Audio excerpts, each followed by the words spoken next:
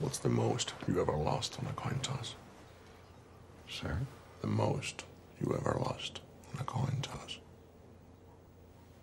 I don't know. I couldn't say. Call it. Call it. Yes. For what? Just call it. Well, we need to know what we're calling it for here. You need to call it. I can't call it for you. Well, it wouldn't be fair. I didn't put nothing up. Yes, you did. You've been putting it up your whole life. You just didn't know it. You know what date is on this coin? No. 1958. It's been traveling 22 years to get here. And now it's here. And it's either heads or tails. And you have to say, call it. Well, look, I need to know what I stand to win. Everything. How's that? You stand to win everything, call it. All right. Heads then.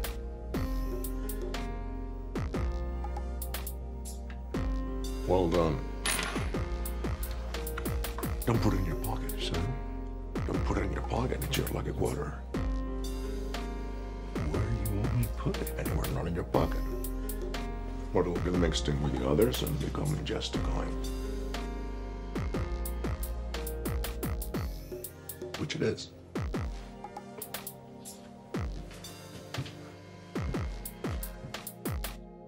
You are tuned in to God's Property Radio. Here are your hosts, Sam and Dan. Welcome back to God's Property Radio. Wow, it's been a while here. This is I believe this is Gpr-Coin toss number 17, if I'm not mistaken. Last one we did with Paul J. Hansen a few weeks ago, or almost a month ago. But yeah, this one, we felt the need. We talked to Ernie Land a while back, and Dan had downloaded, I think, every single one of Kent Hovind's college courses and seminars from the internet, so he has them saved on an external hard drive, and I think they're all pretty well, unedited. The original broadcasted stuff that was on the VHS tapes that he used to sell. So pretty cool. And I forget what number this is, but Kent will say it in it. But I know Ernie wanted us to rebroadcast this to kind of give Kent's view on taxes, before all of this. And he explains what is income and the straw man situation, 501c3. He talks about all this stuff, the income tax, It's really interesting stuff, and it's something that both Dan and I were really interested in when we came into this whole New World Order discussion. So I think everybody can benefit from it, and I know it took me a little while to kind of broadcast this, but I know Ernie wanted it to go up, and we do too. So there's a bunch of stuff going on right now. Before I broadcast this, I want to just thank everybody who is donating and buying T-shirts and purchasing copies of the compilation album digitally for $5 at Bandcamp. I'll just give that a shout out real quick. If you want to get a T-shirt, go to freekent.com. We have plenty restocked. We just ordered another 100 shirts. Thank you everybody for all the success that this campaign is bringing. I actually just gave Ernie a $1,000 payment out of the PayPal account for Kent and Paul, and Ernie actually texted me back and said that he had just gotten off the computer literally as I sent that payment, and he had just sent a payment of that amount for various things that Kent had asked for.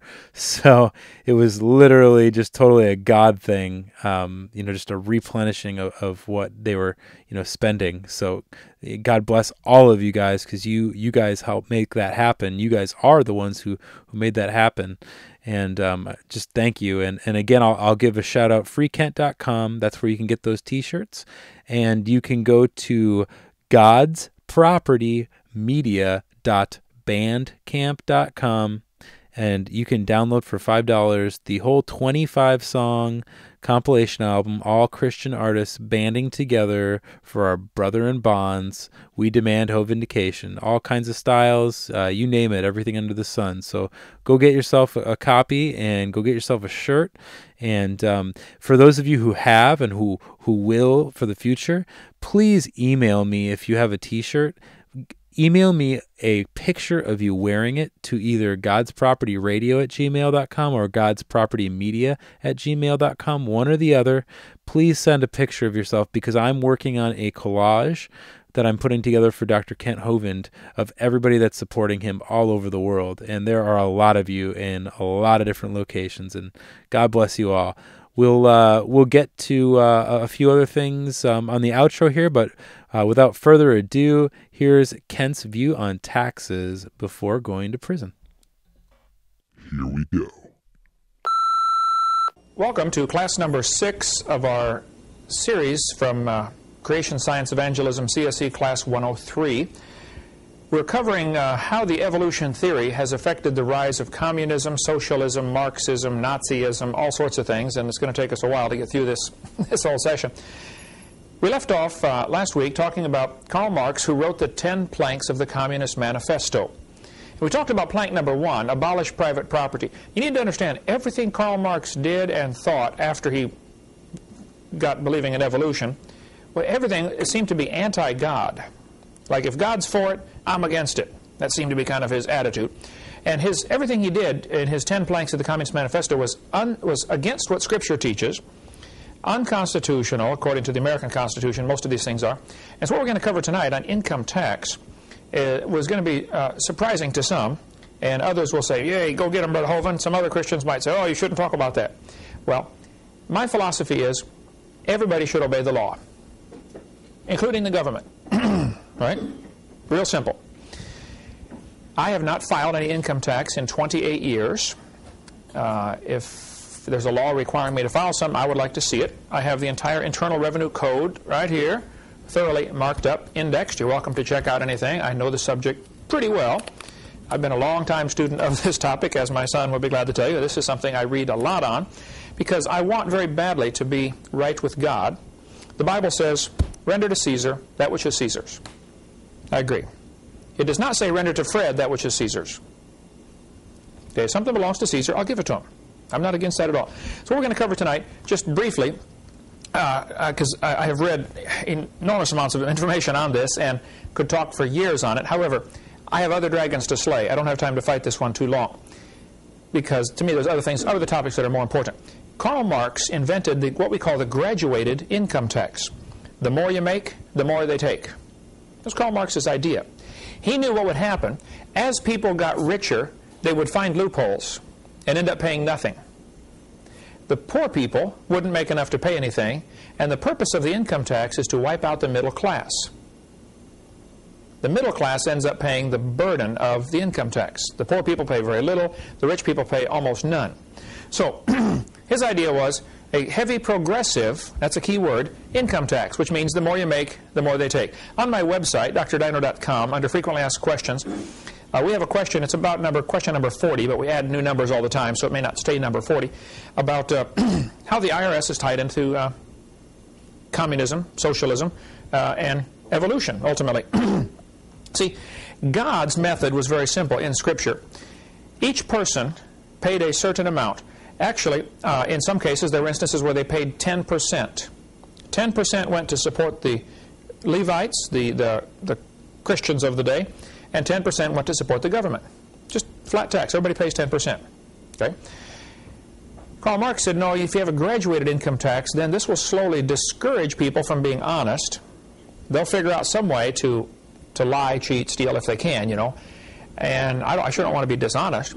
It'll also encourage people that get to the top to look for loopholes, and this is actually going to wipe out the middle class. See, under communism, you can only have two classes of people, the very rich and the very poor. Go to just about any country where they have communism, where it's been in control for a long time, and you'll see this very same thing. There aren't three classes, there's two, the super rich and the extremely poor.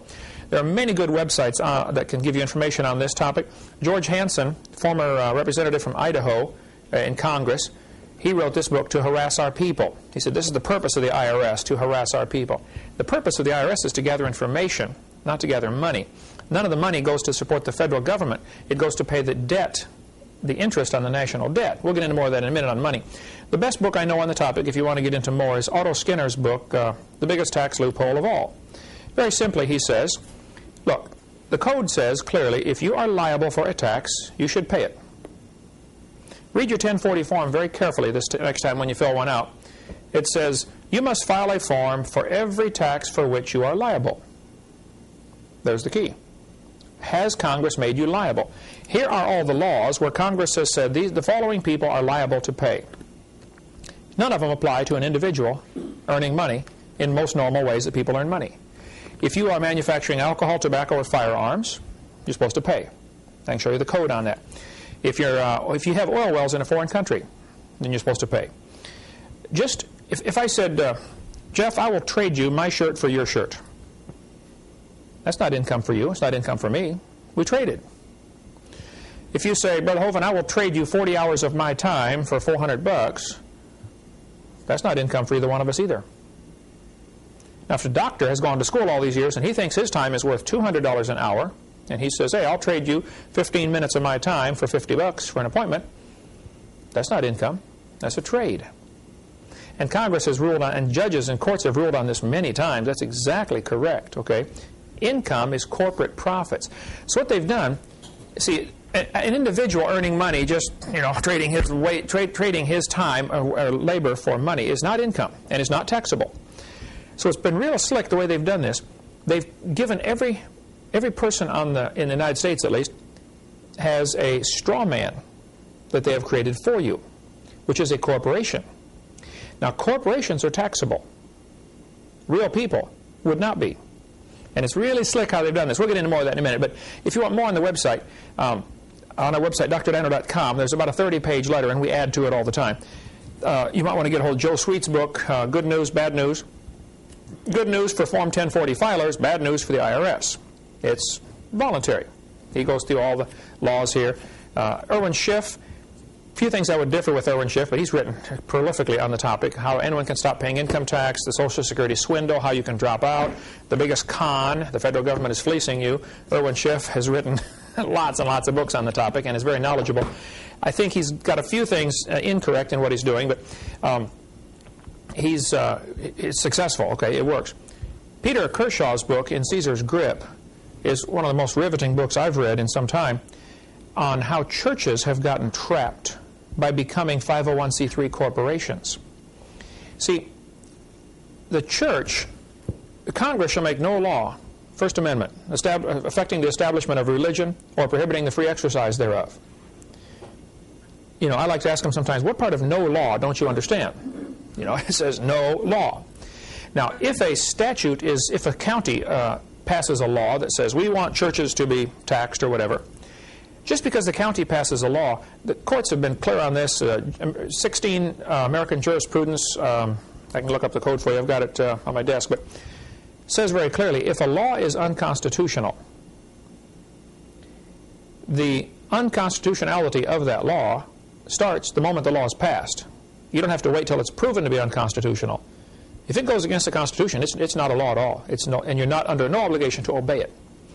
So if a church gets incorporated, now they've put their head in a noose, because now they have to abide by all sorts of rules and regulations, because they're not really a church, they're now a corporation. The government gives corporations the right to exist.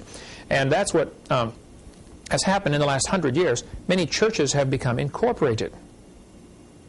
If a church is not incorporated, it's just a real, true New Testament church. They answer directly to God. The church does not have permission from God to give away God's authority.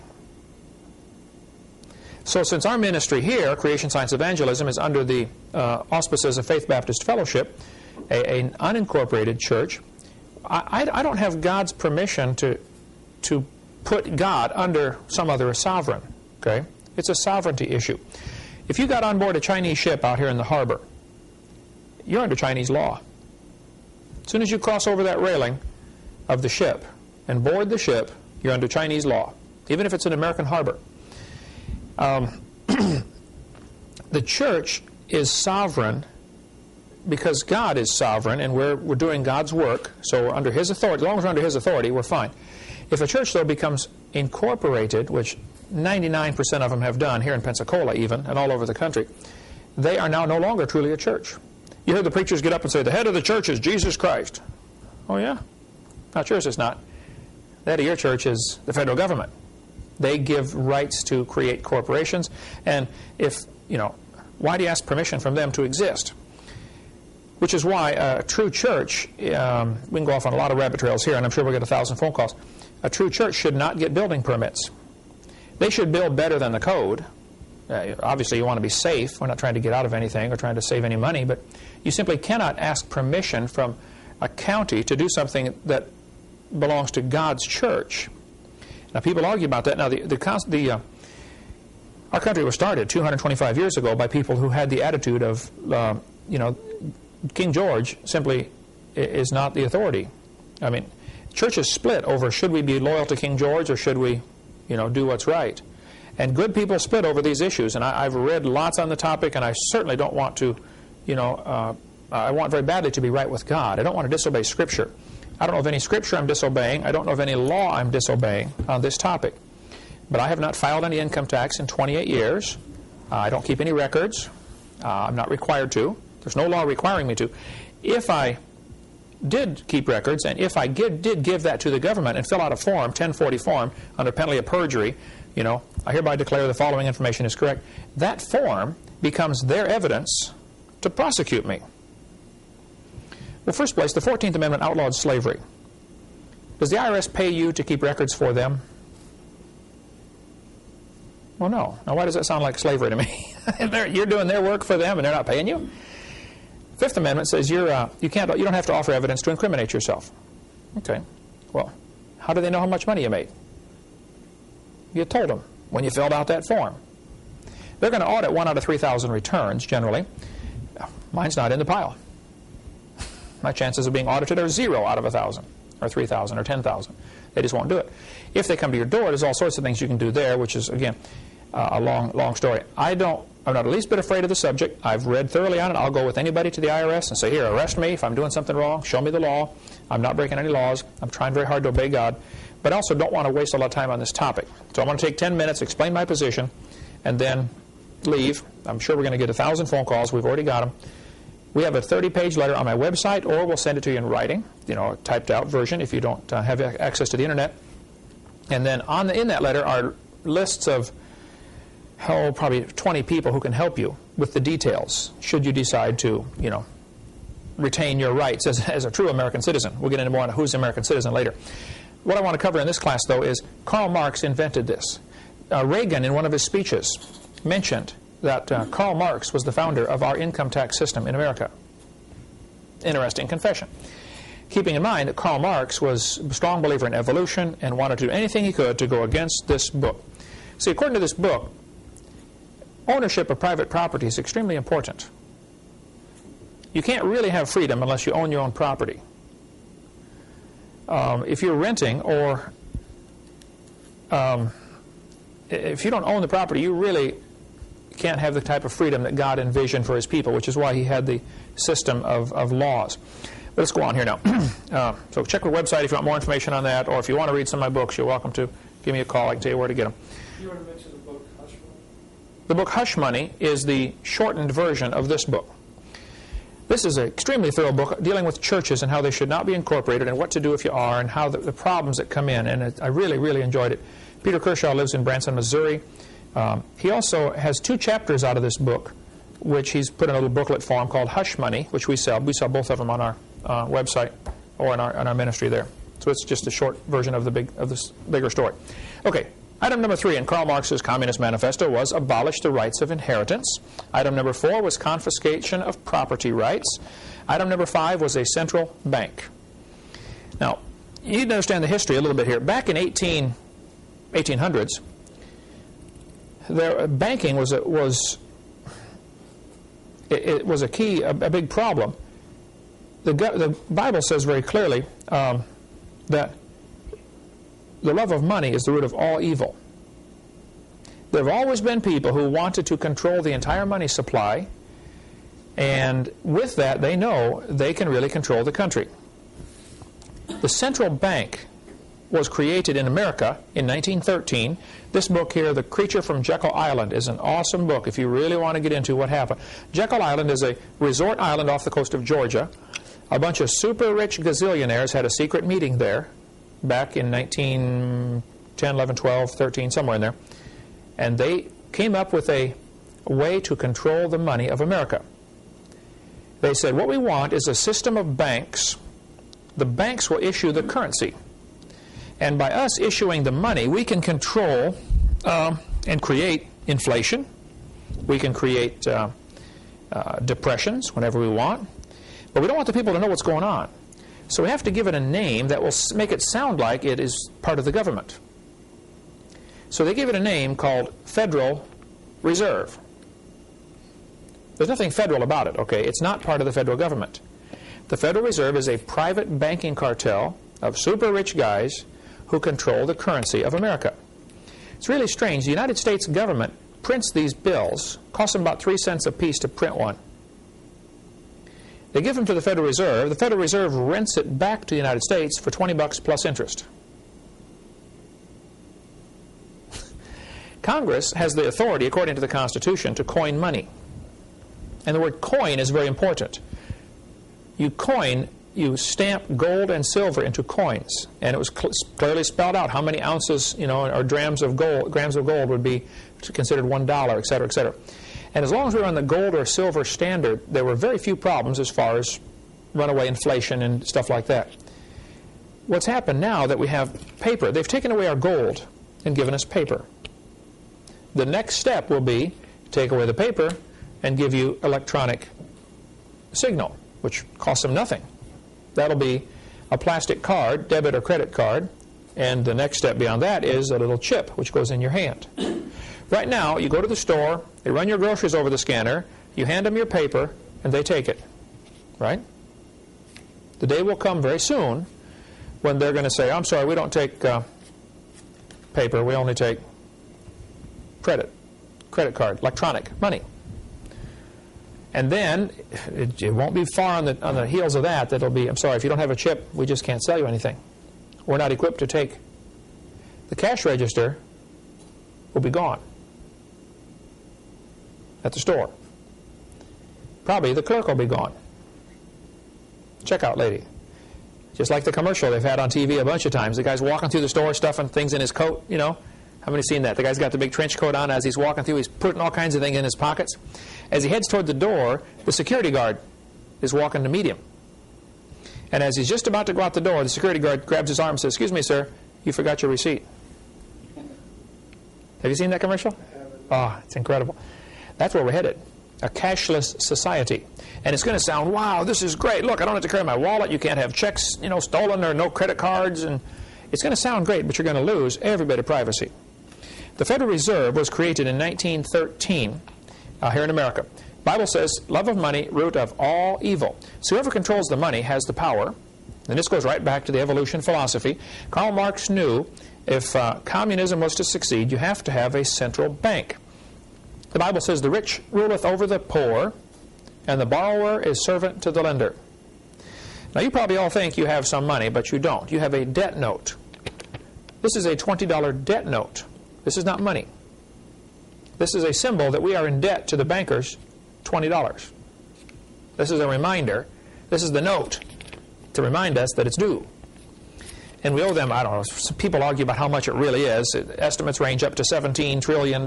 Who knows how much it really is? But for centuries, the alchemists had tried to find a way to turn lead into gold. Lead is cheap. Gold is expensive. They were looking for ways in the laboratory to turn lead into gold. And the alchemy, thinking, alchemists, they slowly became, today, the chemists. And chemistry, of course, is a great science. I enjoy chemistry, but alchemists tried to figure out a way to turn lead into gold. They never did succeed. Okay? The bankers have discovered a way to do it. They start wars, and they finance both sides. We'll loan money to both sides of this battle. Okay? When the lead stops flying, the gold rolls in as interest on the national debt. Because now both countries owe money to, guess who? The bankers. So in one sense, they don't care who wins, because they're going to collect interest either way. Sometimes they'll try to control and, you know, make the right side win so that they'll make sure they get the interest out of both sides. During World War II, U.S. debt rose nearly 600%. Japanese debt rose 1,348% during the war. French debt rose almost 600%. Canadian debt rose 417%. Guess who we owe this money to? These bankers. There's several families of super rich gazillionaires. They have nearly all the money in the world, and they want it all. They have most of it, now they want the rest of it. And everybody right now, everybody's so blinded, they think, wow, I'm doing fine, I got lots of money in the bank. No, no, you don't have any money in the bank. You have debt notes in the bank. I'll show you how it worked. Nehemiah said that we're in trouble because we have borrowed money. We put our sons and daughters into bondage to be servants. Right now, the national debt is such that our great-great-great-great-grandchildren won't be able to pay it off. And without getting into all the, we can talk for, there's whole seminars for years and years on the topic of what is real money and, you know, how to fix the national debt problem. Lincoln decided rather than borrow money from these bankers, he would print treasury notes. See, the Congress has the authority to print or coin money. To coin money they do. So Lincoln printed these greenbacks, which have no debt attached to them. Why should we print money and then rent it from these bankers? Why doesn't Congress just print money? Why do the bankers have to be involved at all? Well, the reason they're involved is because the United States that we are dealing with here, when it says United States on here, that's not the real United States. That's a United States corporation. That's the corporate United States, not the real United States. We'll get into that in a minute here. But we traded our real money, silver and gold, for paper. Soon, those who control all this are going to make us trade the paper for plastic, and then the plastic for an embedded microchip. That's apparently the way it's going to go. The Bible prophesied in the last days, of course, you would have to receive a mark to buy or sell. The Greek word for mark, Sanders, Carl Sanders. Yeah, a friend of mine from Arkansas. He helped invent the little microchip, and now he's a Christian. He travels all over and speaks against, you know, what's happening, warning people what's going on. Dean Martin here in Pensacola has quite a seminar on the microchip and really stays up to date on what's happening. You want to go in my office and get those microchips, Eric? If you sit at my desk on the right-hand side, I think they're taped on the side of my desk on the upper part. Bring a couple microchips out here. I'll need those in a minute. Okay, I want you to look at this $5 Federal Reserve note. I have it in my wallet. This is from 1928. Hey, Jeff, would you get this and read this right here out loud to everybody. 1928 $5 Federal Reserve note. Redeemable in gold on demand at the United States Treasury, or in gold or lawful money at any Federal Reserve bank. There, thank you, sir. Now, you better watch this carefully. The Federal Reserve had only been going now for about 15 years. It was started in 1913. People were nervous about this Federal Reserve back then, and they should have been. These are the bad guys, all right? It says, this note is redeemable in gold on demand at any United States Treasury. So I could have gone in and said, here, I want $5 worth of gold. Give me my $5 gold piece. The argument that was used was, you know, gold is awful heavy to carry around in your pocket. Let's give you a piece of paper to carry, and we'll keep the gold in the bank for you. We'll warehouse it for you. Ah, thank you, sir. Here's one of the little microchips about the size of a grain of rice. That's the chip that you will see coming soon. Yeah, let's see if I can get a background where people can see that through that plastic bag. Here. Black backgrounds, that make it worse? Yellow background. There we go. Little bitty chip, about the size of a grain of rice. Dean Martin came here and spoke to my staff here on the back porch, and he put one of these little chips under his arm, and he set up his laptop computer with a little sensor about the size of a pack of cigarettes plugged into the back of his computer. And he just walked past that sensor. As soon as he walked past, up on the screen of the computer came his name, address, social security number, bank account number, I mean all of his files. The chip only holds a little alphanumeric number. It doesn't hold all this information, but it's the number. The number then triggers the computer to look up that file, and up comes everything on that person. They're getting technology better and better and better where they can read these farther and farther away. This little card, see, Steve, do you have your military mark card? You know how much information is kept in a military mark card? You have yours there, right? Really? The military is going to be the ones that they do this to first because they have a little more control over them.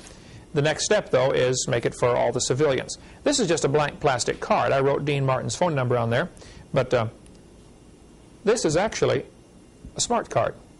There's a computer chip in here. Dean, yeah, you can see the access to it on here on the mark card.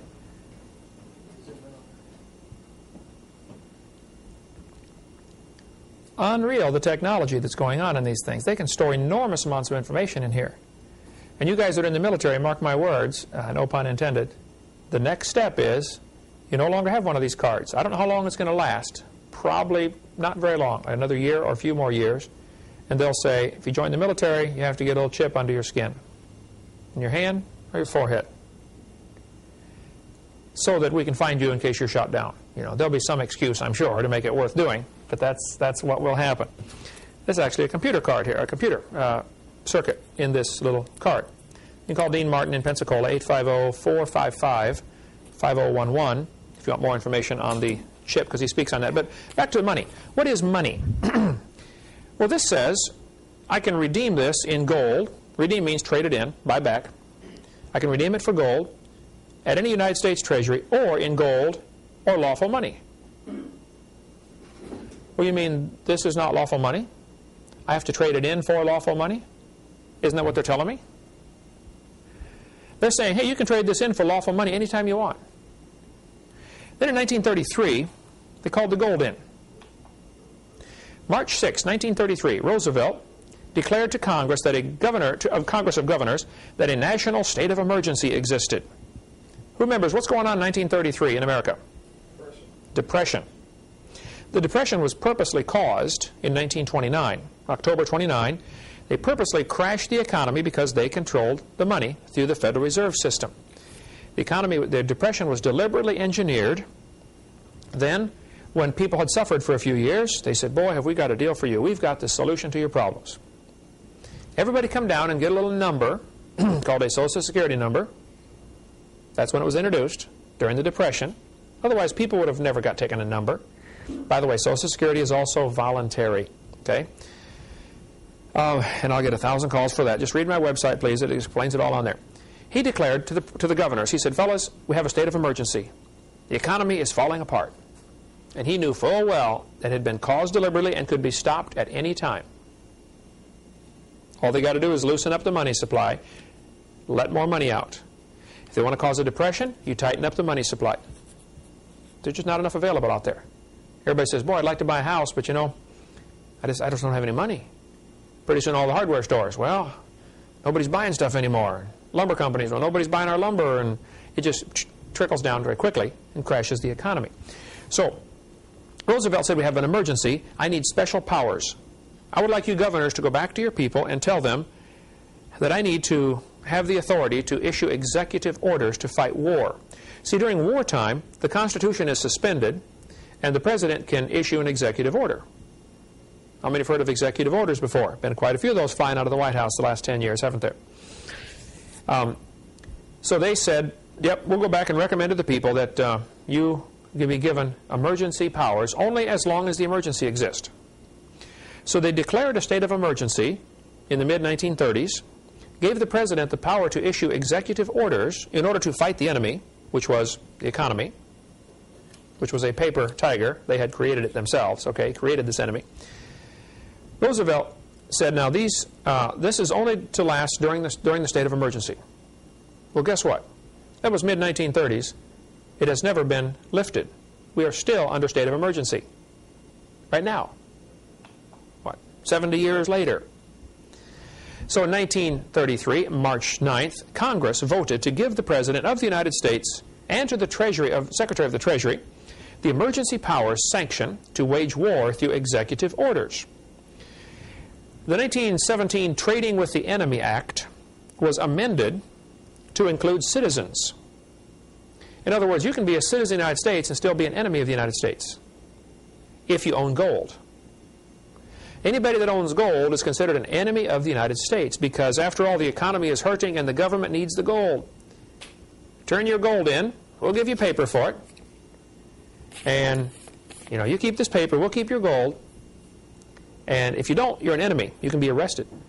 You can be arrested for having gold. Follow the yellow brick road. Remember that, okay? From Wizard of Oz, OZ, abbreviation for ounces, for gold. That movie was all about the same thing.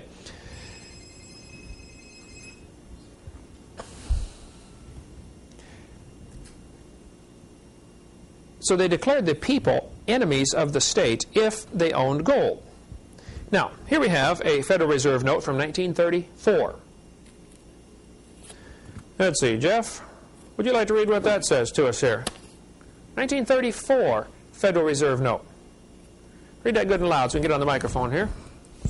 This note is legal tender for all debts, public and private, and is redeemable in lawful money at the United States Treasury or at any Federal Reserve Bank.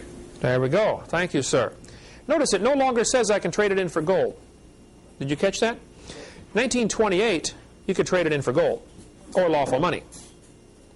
Now they just say you can trade it in for lawful money. Well, I'm still a little confused here. What is lawful money? If this isn't it, what can I trade it in for? One guy sent in one of these $5 Federal Reserve notes. He sent it into the Treasury and said, would you please redeem this for lawful money? They sent him back a Treasury note. Now, the Treasury notes have red ink on the seal. You don't see many of those anymore, okay, but they used to be out. I remember as a kid, I don't have one. I may have one in my coin collection, but Treasury note. And the Treasury note said the same thing. You can redeem this for lawful money. So he sent it back. Said, please redeem this for lawful money. They sent him a letter back that says, please be advised, Congress has not decided what lawful money is. Well, that's just simply not true, okay? Lawful money is gold and silver. So I could trade this in for lawful money, they said. Now, in 1957, they were still issuing these. Notice the blue ink on the seal. The seal has blue ink. Now the seal has black ink, right? You can get them with red ink, blue ink, black ink. I'm not sure how many different kinds they create. This one is called a silver certificate. You can redeem this for $1 worth of silver. After all, you know, silver dollars are pretty heavy. They wear holes in your pocket. You don't want to carry all those silver coins. Let's give you a piece of paper. We'll hold your silver for you. Love of money, root of all evil, Bible says. Keep that thought in mind. So, now the money doesn't say redeemable for anything. It simply says, this note is legal tender for all debts, public and private. Well, what on earth is legal tender? It always reminds me of tinder, something you start a fire with, you know. Legal tender. What on earth is legal tender? What's happened to our money? Well, we don't have any more. Many people are duped into thinking that they're obligated to go along with what's happening without protest. It is such a complicated web that they have woven to trap us in. By taking away the gold and silver, we no longer have the ability to buy anything with real money. Suppose you had a truckload of Confederate money from the Civil War. What could you do with it? Wallpaper your wall. That's about it, right? Someday, very soon, this will be wallpaper.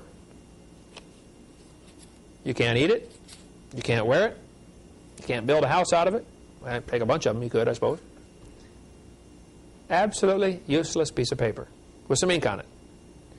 Somebody once said the government of the United States is the only place I know where you can take a perfectly good commodity like paper, put some ink on it, and make it totally useless.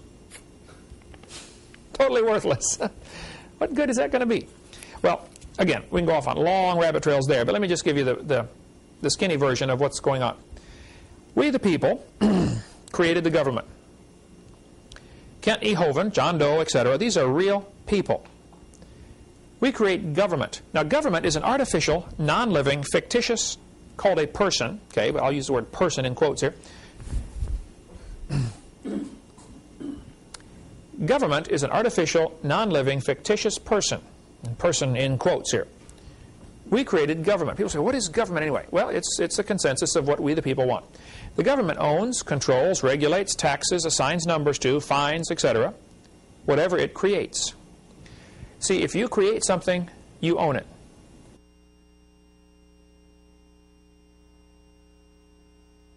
Let's continue now with more of our politically incorrect information from this class. Actually, it's politically correct. Everybody else, it's incorrect. Here's the basic principle. Whatever you create, you own it. You control it. It's the principle of ownership, okay? Since God created people, He owns us. We belong to Him. Our job is to find out what the boss wants and do it, okay? The people created government.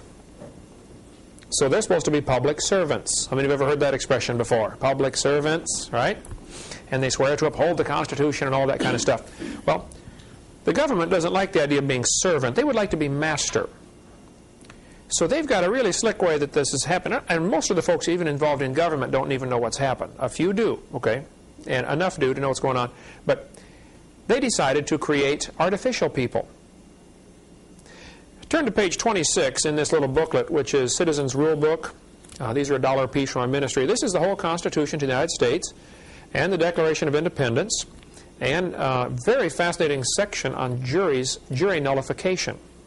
If you're ever called in to be on a jury, and let's suppose your city passes a law that it's against the law to spit on the sidewalk, okay? And you think that's a stupid law. You got a right to spit on the sidewalk if you want. And so some guy's hauled in, and it's obvious he's guilty. They got photographs of him, videotape. He spat on the sidewalk, okay? But you as a juror think the law is wrong. After the court case, you sit there, you listen to everybody, give all their arguments. It's obvious, yep, the guy spit on the sidewalk. No question, he broke the law. However, the law is no good. All you do as a juror is vote not guilty. Now, it's obvious he's guilty of breaking the law, but the law is not constitutional or not good. So you simply vote not guilty. Your not guilty vote can nullify a bad law. Very few jurors know this, but this is fascinating reading, the section on jury nullification. You might want to read that in case you ever get on a jury. Page 26. Let's see, Jan, English teacher for how long? How long have you been teaching English, Jan? 86. A while, right? Okay. Would you look at the title on page 26? This is the Declaration of Independence, okay? The unanimous declaration of the 13 United States of America. Now, as an English teacher, what do you see with that? 13. Well, it's more now, but notice the word united is not capitalized. You see that? States is capitalized. See, states are sovereign. The fact that they united is just an adjective describing what they did. Okay? Yeah. The united is not capitalized. This is a critical issue here now. The real United States is with a small u, capital S. Here's how we got tricked in the last 70 years, okay? God created people. People created governments based on God's laws.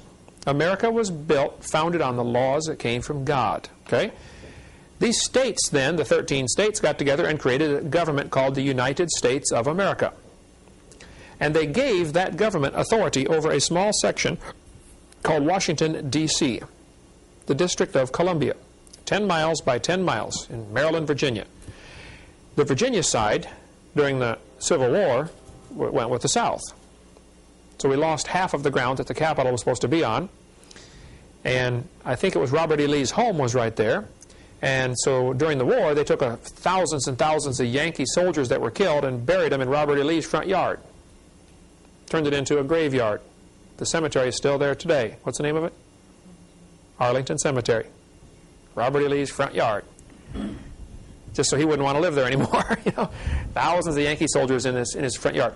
Long story behind that too. Anyway, the United States of America is supposed to be the servant to the states. they have no jurisdiction in the states without the state's permission. Now, the average county sheriff doesn't understand this. Some do, okay? But the federal government is not allowed to do anything without the county sheriff's permission. The sheriff of the county is boss, okay? And in Wyoming, there's numerous counties where they have told the federal government, do not come into our county. This happens all over the United States. There are sheriffs who say, you federal government, IRS agents, don't come in our county. You come to us first. You don't seize anybody's property. You don't take away anybody's car. You don't do nothing without our permission. That's why they always get the county sheriff involved, okay? The county sheriff can say, no, I don't want any federal agents at all in my jurisdiction. Stay out. He could keep the FBI out. The county sheriff could. It's funny because you see all these movies where... Yeah, I'm FBI. I'm taking over here. Yeah. Oh, boy, I know. We've all been conditioned up here. Okay. Now I have a red line on my drawing on purpose here because something... This is a mirror. We're going to go through a mirror now because the United States went bankrupt in the early 30s. The bankers who control the money, love of money, root of all evil, said, look, fellas, you're bankrupt. We're calling in the note. We are taking over, and we don't want the people to panic. Everybody's worried now because of the Depression, you know, times are pretty hard, so they're kind of busy thinking of other things, so they probably won't notice what's going on anyway. We're going to create a new corporation, and we're going to name it United States. But now it's all capital letters. And everybody thinks they're still in the same place. No. You now live in a corporate United States, which is run, owned, controlled, regulated by these super rich people, which is exactly what they've wanted all along. The United States then created 50 state corporations. Big difference here. There are two Floridas, State of Florida and Florida State. One is the real estate of Florida. The other, which happens to have the same boundaries, is the corporate Florida State. Same geographic boundaries, okay? People have argued that in many, many states, the boundaries of the corporate state was never defined. And so there's a whole argument there. You can chase that rabbit a long ways down the trail if you'd like. But FL, capital F, capital L, is the abbreviation for the corporate Florida. FLA is the abbreviation for the real Florida. It can be whichever one you'd like, okay? These rich folks also, as part of the master plan, created a person for each of the people. See, God created people, so He owns them. The government created persons, so they own them. The person they create is called a straw man. Has no brain. It's just a piece of paper that says this represents Kent Hovind. But the name is in all capital letters. Now that person was created via the birth certificate. When your parents got a birth certificate for you, the hospitals will just about go nuts if you try to leave without getting a birth certificate, because they're really under pressure to get those birth certificates, because the birth certificate creates an artificial person. When that artificial person is created, the birth certificate then becomes worth some money. It can be bartered and sold and traded like commodities or cows or sheep or corn on the international market. And the president can say, man, we've got, you know, X number million new people in the United States that were born this year. We can borrow more money now against their birth certificates. They are the collateral. We are, the straw man becomes the collateral for the national debt. So the bankers say, yes, we will loan you more money, but we want these birth certificates because we want to own and control these persons, and we will then collect taxes off of them. The average person is probably going to pay a certain amount of money per lifetime, and so they do an average. You know, what's this birth certificate worth? This person is probably worth, you know, so many $100,000 to us. And so they will loan money based on how many birth certificates they can get. A birth certificate is unnecessary to obtain, and you should not get one for your children when they're born. You can register the birth. You can notify them this child was born, but you don't need to get a birth certificate. Okay, so let's follow the yellow brick road here. God creates people. People create state government. State governments created the United States of America. Small u, capital S. Big difference here. The United States was created, which is the corporate United States. And very few people realize there's a vast difference between the two, okay? They created states. The states created persons. Up above the line, which represents a mirror. How many remember Through the Looking Glass? Or Dorothy? Not Dorothy. Who was the one? Alice in Wonderland. Went through the looking glass. There's all symbolic stuff here, okay? Above the line is Kansas. This is the real world. Below the line is Oz. Remember when Dorothy got out of the house? She said, we're not in Kansas anymore. Well, and after about 1935 or 36 in America, we're not in Kansas anymore, folks. Now we're in Oz.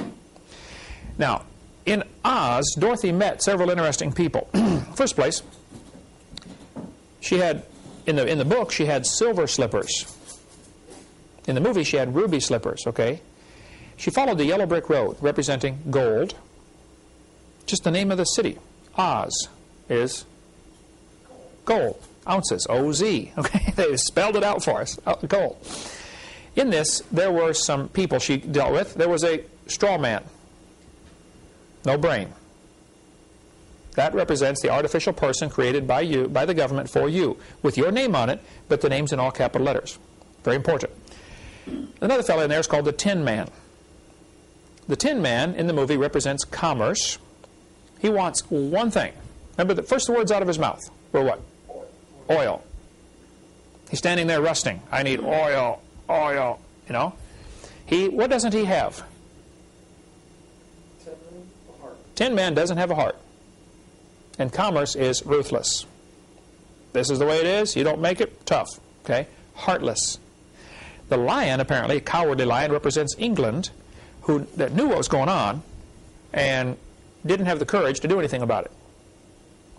I've got a great article in my file of billions of articles I have called The City, showing how that in England there's a financial district called The City in London. The Queen herself is not allowed to go in there without permission.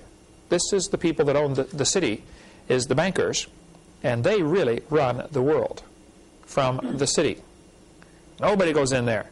I've heard that even the Queen, when she goes in, has to go in dressed as a pauper because she has to borrow money from these bankers. Love of money, root of all evil. Okay. When they get to Oz, they find out they go in and there's this huge wizard. You know, he's got this big old face and the flames and the smoke and the noise and all this stuff. At the end of the movie, they find out it's a little old man behind the curtain pulling some levers.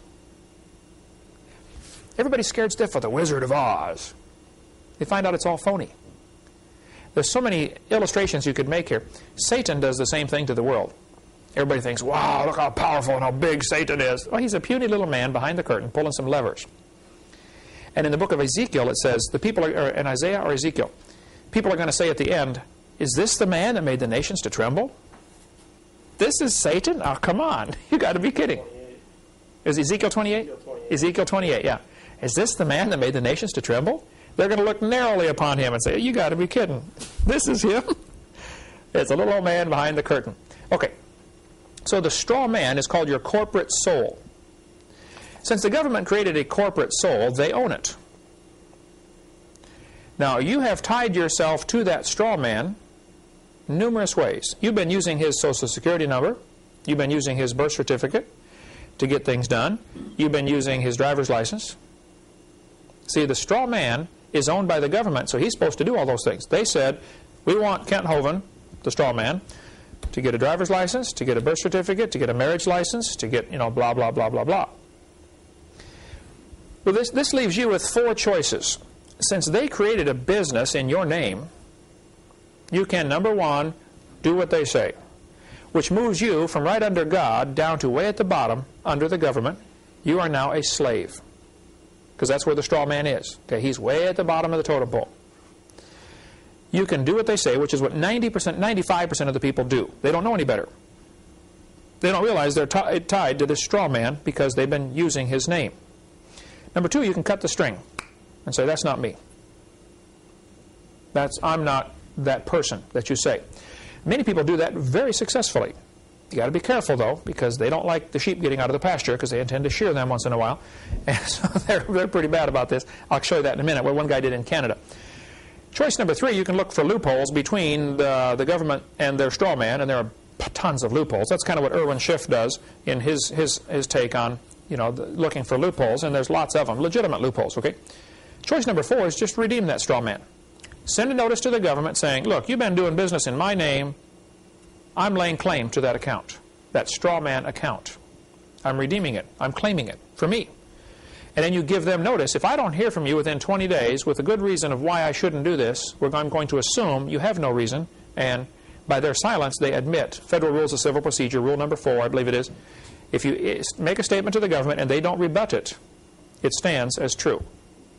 So you claim, that's mine, where's your rebuttal? They don't respond, it's now yours.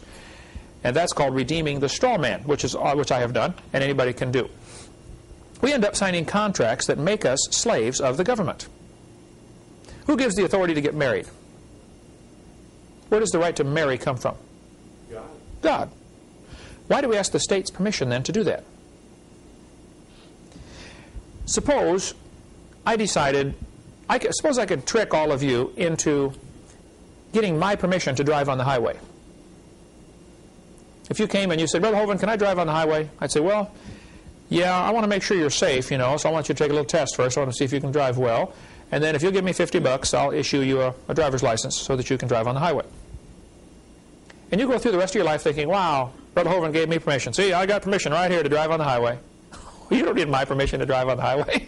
You can drive on anyway. But if you're dumb enough to give me $50, I'll take it. And if you want to put yourself under my authority, well, come on under. Everybody's welcome, okay? But you'd be a fool to do that.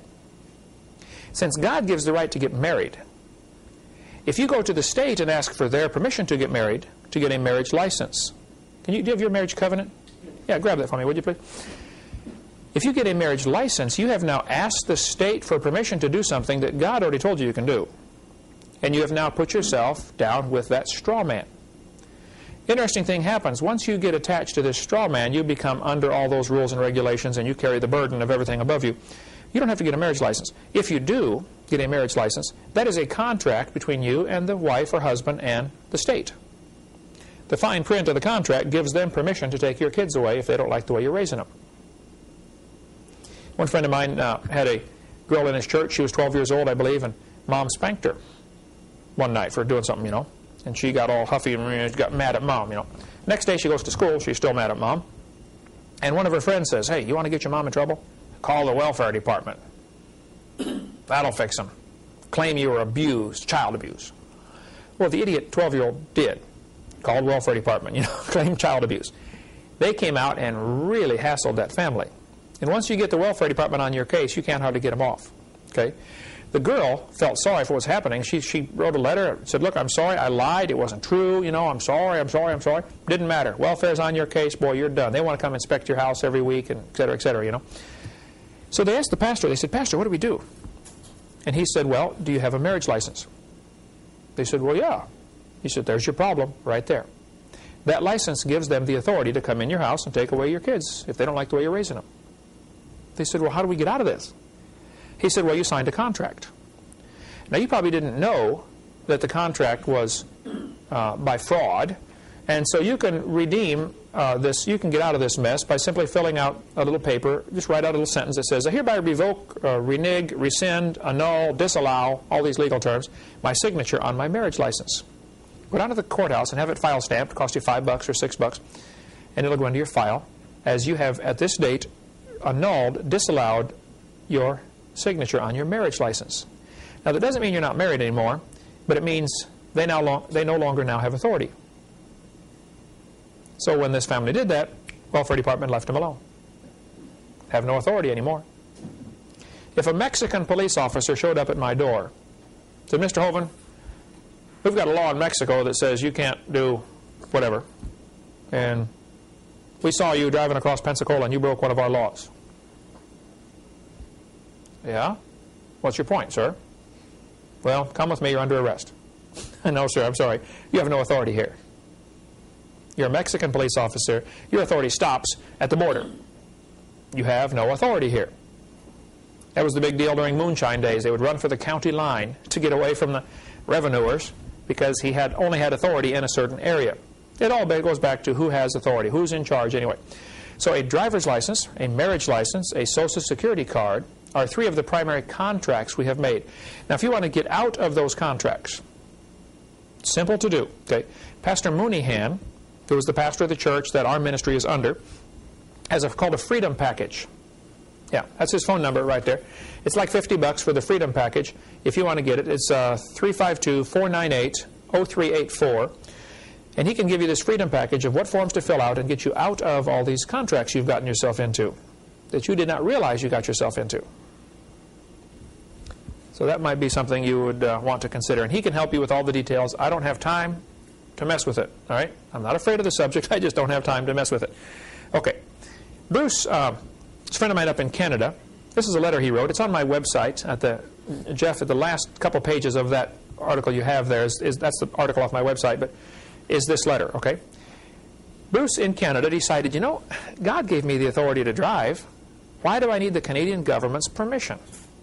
And he got to studying this straw man issue and said, look, they created a straw man and they regulate him, but they don't regulate me. I'm a natural-born citizen. Here's a letter that he wrote. I've got them all on my website. It's fascinating. He says, hi, folks.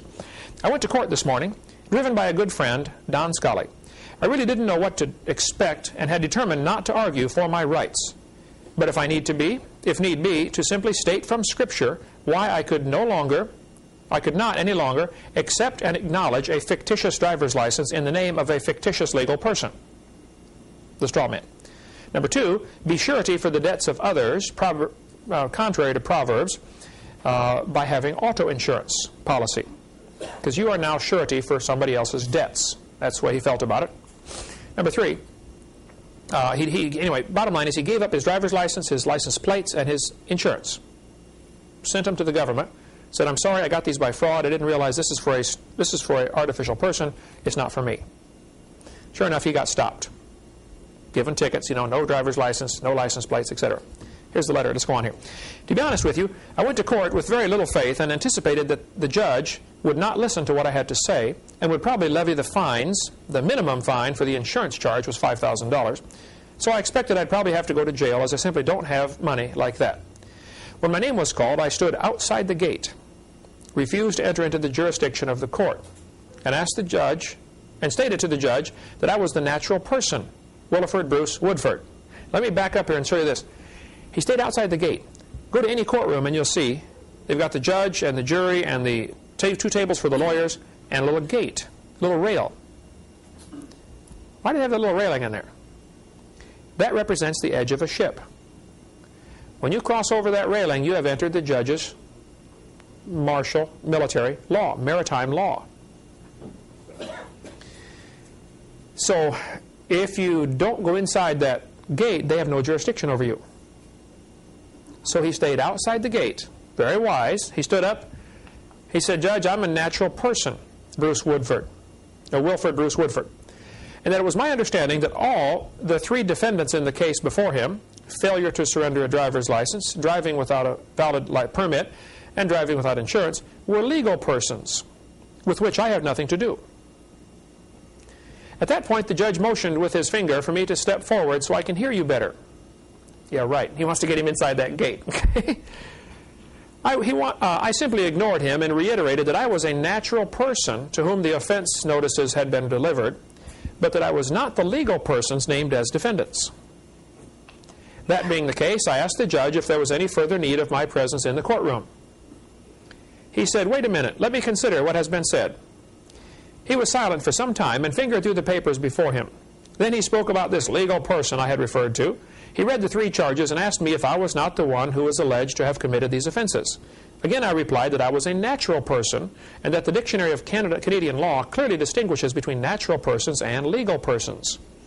At that point, he said, if you are sure you are not the person to whom named in these charges, you are free to leave.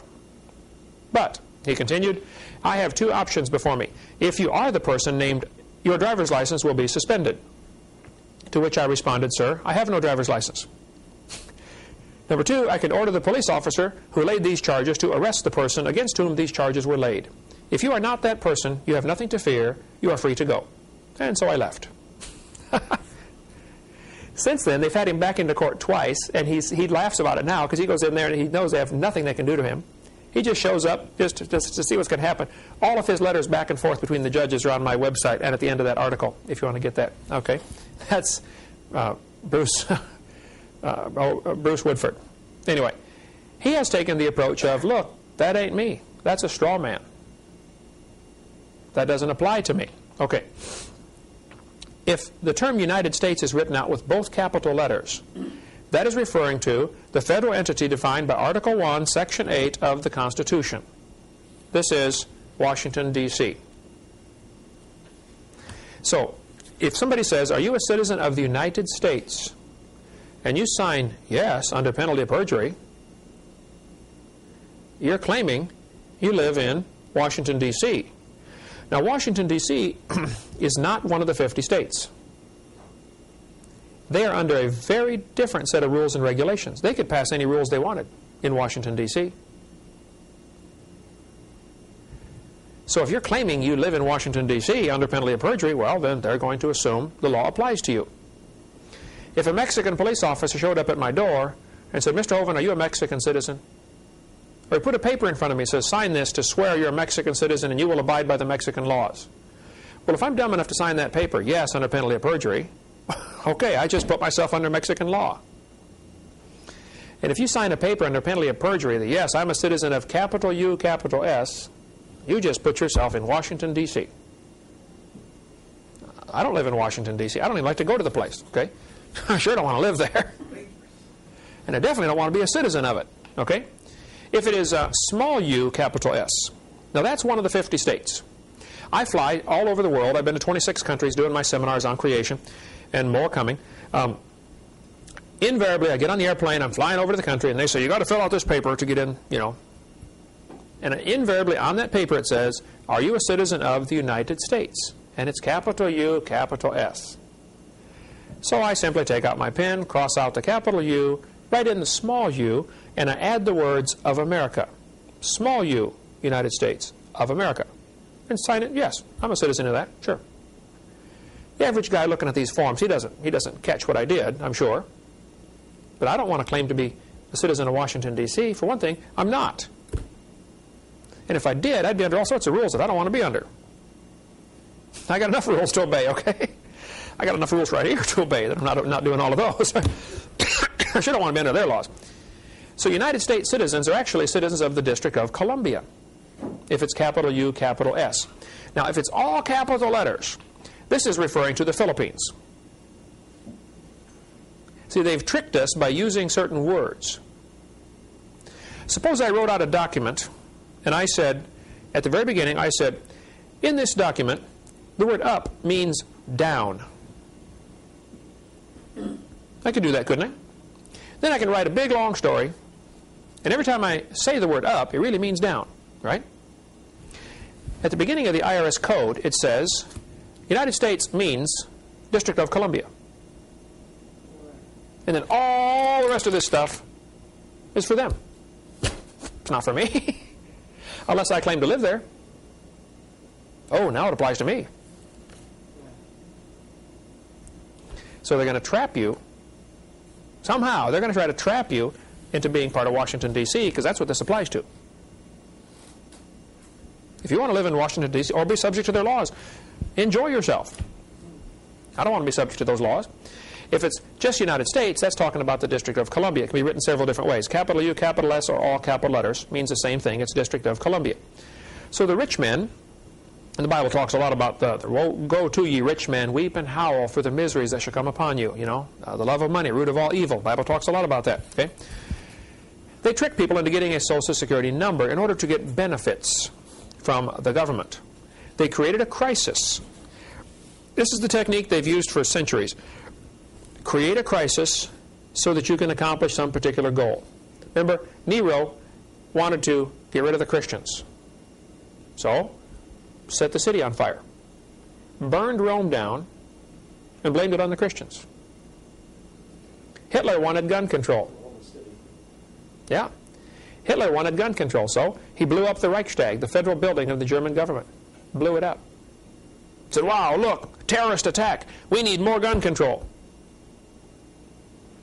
The militias were growing like crazy in America after what happened at Waco. And they had gun control legislation that was stalled in Congress. People were scared of their government, and rightfully so. And they're trying to get more gun control regulation passed.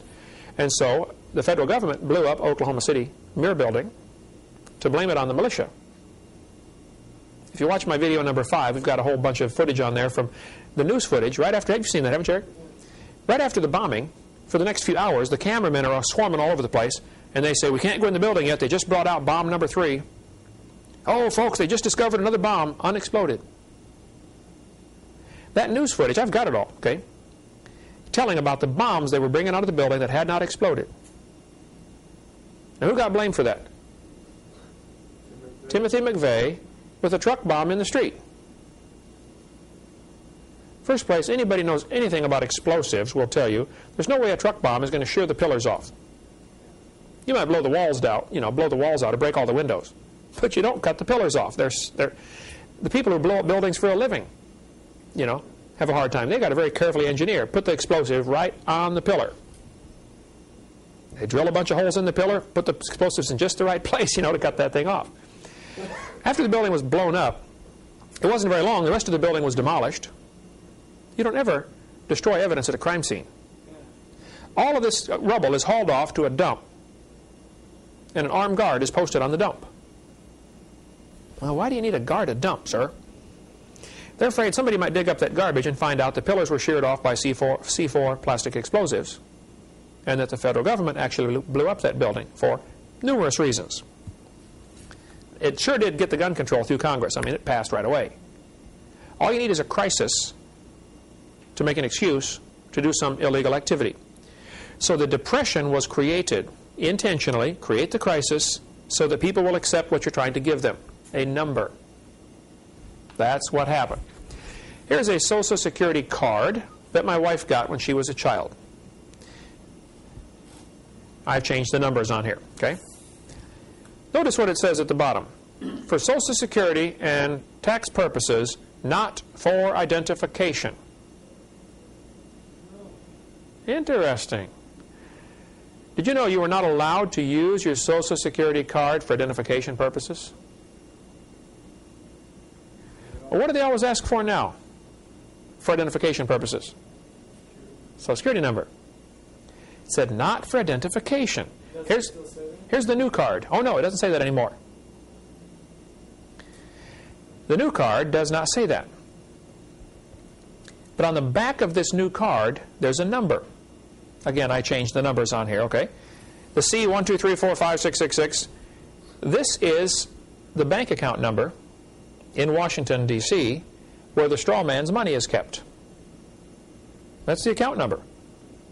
If you have a card that's been issued since 1992, it'll look like this, dark blue. Look on the back. There's your bank account number that they deal through. There's a regular account with your straw man name on it. And they're doing business in your name through this straw man account. And there's the number. What some people have done, with varying degrees of success, and I don't understand all about this, but Ernie Land does, and John D'Arcy does, and their names are listed in that article right there. They sent in a notice and said, look, that straw man belongs to me. I claim it. The government doesn't respond, and so for the rest of their life, if they ever get a bill from the government, they pay it through their straw man account. Suppose the government gives you a ticket for speeding. Well, the Constitution says, you can't be, your property cannot be taken away without due process, and there has to be an injured party. Well, who did you injure by speeding? Nobody. Now, if you do injure somebody by speeding, you should pay for it according to Scripture. Okay? If you hurt somebody, you make it good. So you might want to think about that. But the fact is, you didn't injure anybody. So you get stopped, they give you a ticket, $50. And you're such a nice guy. You say, listen, Bible says if someone compels you to go a mile, go 2. If he asks for your coat, give him your cloak also. You asked for $50. You take the ticket, you write right across the face. We've got a stamp that we use for this, or no, an overlay we put, and we copy it to the copy machine. It says, accepted for value. And I write in the amount, okay? I accept this $50, this $50 ticket you just gave me, and I'm going to give you $300 out of my straw man account. So I send a letter along with this copy of this ticket and accepted for value. You know, I send all this to Robert Rubin, Secretary of the Treasury, Washington, D.C., and says, you know, I want you to pay the county $300 out of my strawman account. Well, Robert Rubin now has a problem because their books won't balance. The ticket's only for $50. I'm wanting to give him $300.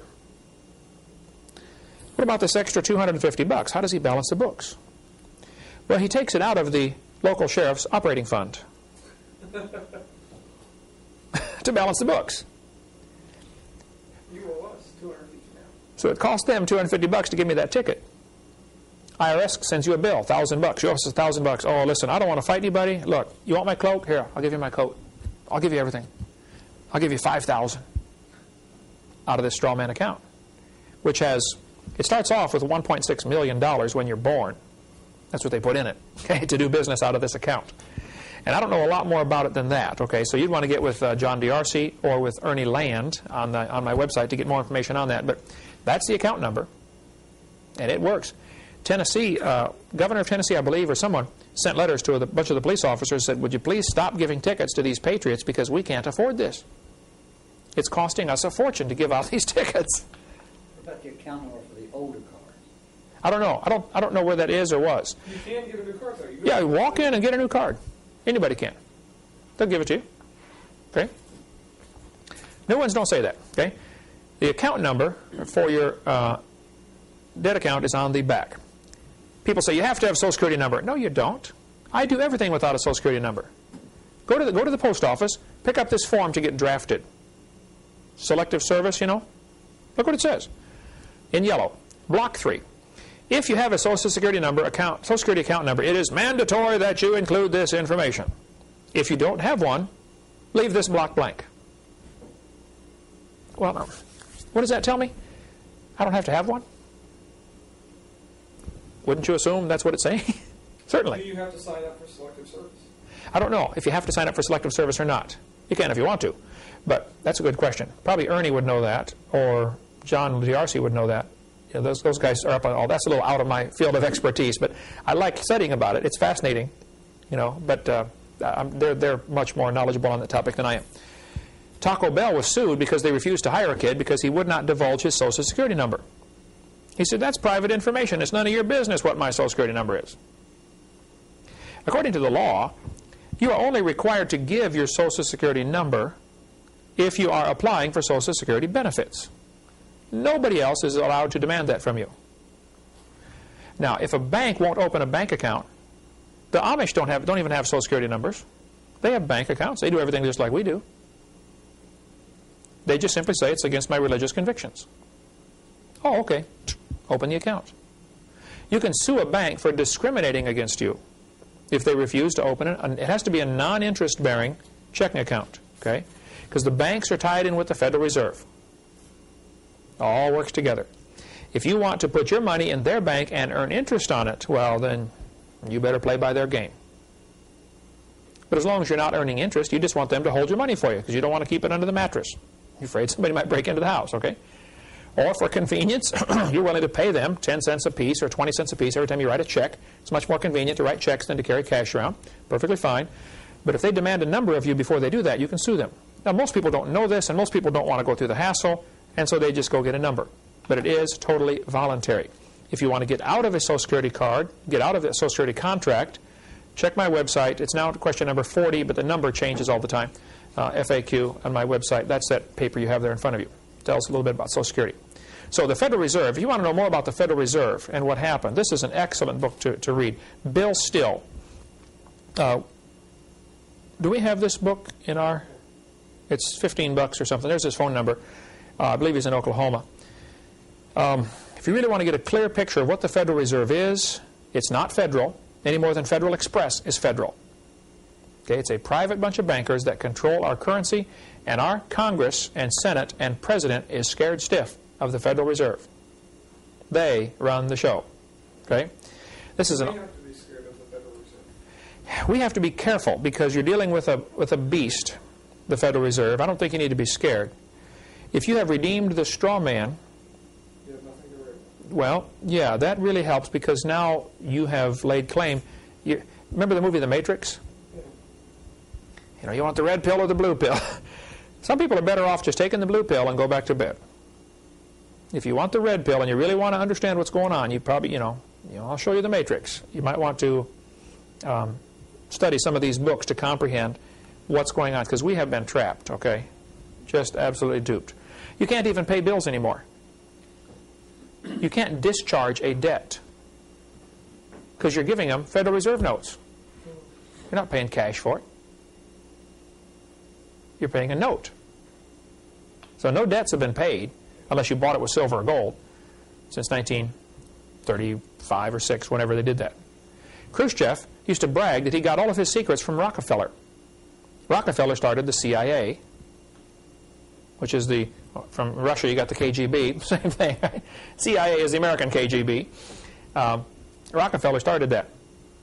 They took our gold, gave us paper. Next they're going to take away the paper, give us plastic, and then they'll take away the plastic and give us a mark in the hand. This spring at Pensacola, money will not be accepted. You want to go get a Coke, hamburger? Doesn't matter. You have to have a debit card. PCC's done that for a couple of years now, haven't they? It works great. It's a good system in many ways, but this is all forerunner to the Mark of the Beast type stuff. You want to get information on the Mark of the Beast, the little microchip and all that stuff? Carl Sanders is one of the guys who invented it. He travels all over and speaks on the topic. He's been here. We videotaped quite a bit of information with Carl Sanders. Great godly man. There's his email is shofar, SHO-PHAR, at trumpetmin.org. Trumpet Ministries is what he calls his organization, up in Leslie, Arkansas. Dean Martin here in Pensacola, good friend of ours, has lots of information on that. Terry Cook wrote this book here, The Mark of the New World Order. Gary Fry in North Carolina is a good friend of mine, has lots of information on this Mark of the Beast microchip type stuff if you want to get more on that. Okay, next week we'll finish up talking about money, Mondex Corporation, how it all ties in, and then try to finish with the Communist Manifesto and go on to how this is all part of a bigger plan for Satan to have a one world government, a new world order. Some people get upset with me because I even mention all this IRS type stuff in my seminar. They say, you should talk just about creation. Well, it all ties together. If God's the creator, then he's the boss. Now, if you want to give yourself to become a straw man underneath, and you don't want to be under God, well, you do whatever you want. Okay? But I want to be a sovereign citizen under God. I'm not lawless. I think everybody should obey the law. I'm trying real hard to understand it and obey it. And if they tell me United States means Washington, D.C., and then they go on for 4,000 pages talking about what you're supposed to do, I don't care. It's not me. Now, if you want to be there, well, fine, enjoy yourself, Good luck understanding it. That thing ought to be void for vagueness, A lot of people have declared that. Anyway, we'll cover more on that next week. Thank you. All right, and we're back. Yeah, that was a very, very intense, long, educational experience there. If you made it through that whole lecture from Kent's series there, I thank God for Kent's boldness to to live in the world, not of the world, and choose that path.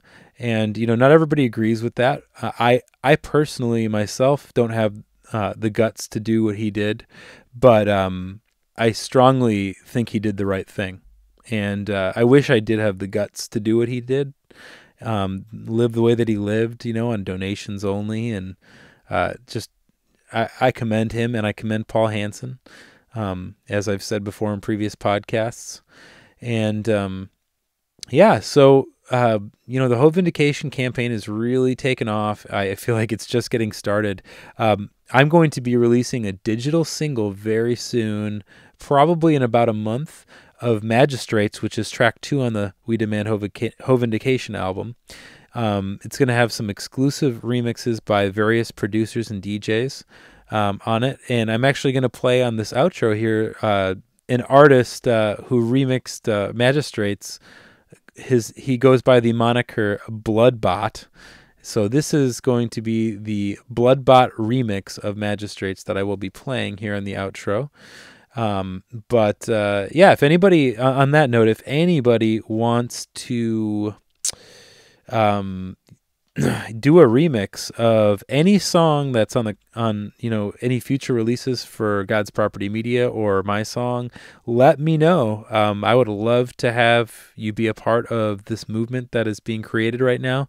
A lot of really cool things happening. Been working on a new release for this band that Gans Shimura and I are forming called Slave to Servant, and we're working on an acoustic kind of mellow version of a few of the songs that will be re-recorded as a full, electric plugged-in band, later. But we're just kind of making a little teaser EP here of some acoustic songs and some piano songs, and probably have that out by the end of the summer, early fall. Looking forward to that. There's a lot of other stuff in the works, but it's all underdeveloped right now, so God will just keep working his magic. And on other news, Ark from Destiny Lab and Digging from the Truth and myself just got done tonight with an interview that we did regarding this whole Kent situation. We explained the Ho Vindication campaign. We explained, our views on Kent and, some of this legal stuff even we talked about with a great man of God, Dan Duvall, from Discovering the Truth, which is a radio program, a podcast. You can go to blogtalkradio.com/Discovering the Truth. And that is Dan Duvall's podcast. He's also an author of some books. And my co-host Dan here at God's Property Radio, Dan Gow, and myself interviewed Dan Duvall back in December on one of his books called Wounded by Leadership, and talked about all kinds of stuff for, I think about 3 hours. And that interview will be going up this week as God's Property Radio's 20th episode. So be on the lookout for Dan Duvall's episode on godspropertyradio.com, as well as Ark and my interview on the Ho Vindication campaign at Discovering the Truth with Dan Duvall. And in other news, I can't really speak too much to what's going on behind the scenes, but there's a lot of really cool stuff going on, and so many people are getting involved with freekenthoven.com. I just thank Rudy and all the people that are involved. I'm just so impressed by the body of Christ working together to help Kent and Paul. So keep all of us in your prayers as always, and until next time, don't buy into what the world is selling.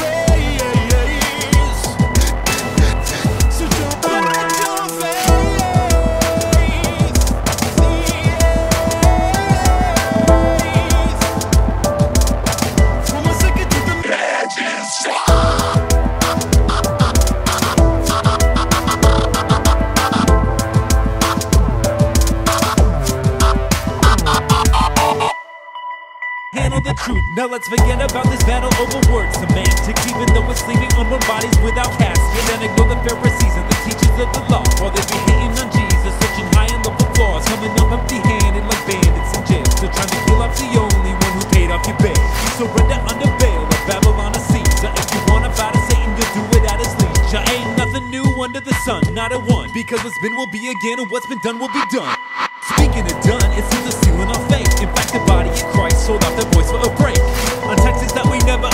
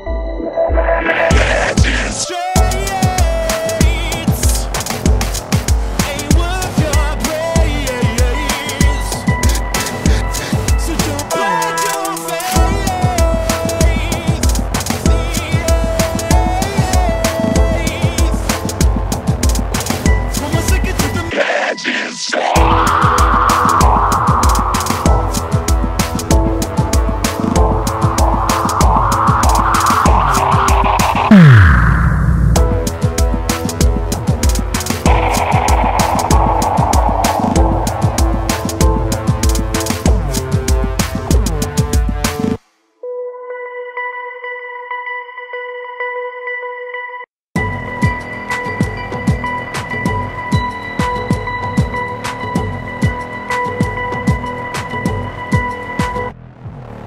only hope we have is in Christ alone. Maybe someday you'll get the message if you get off your own. You can't kill a Christian, somebody once said. You can only change his address, so get out of bed.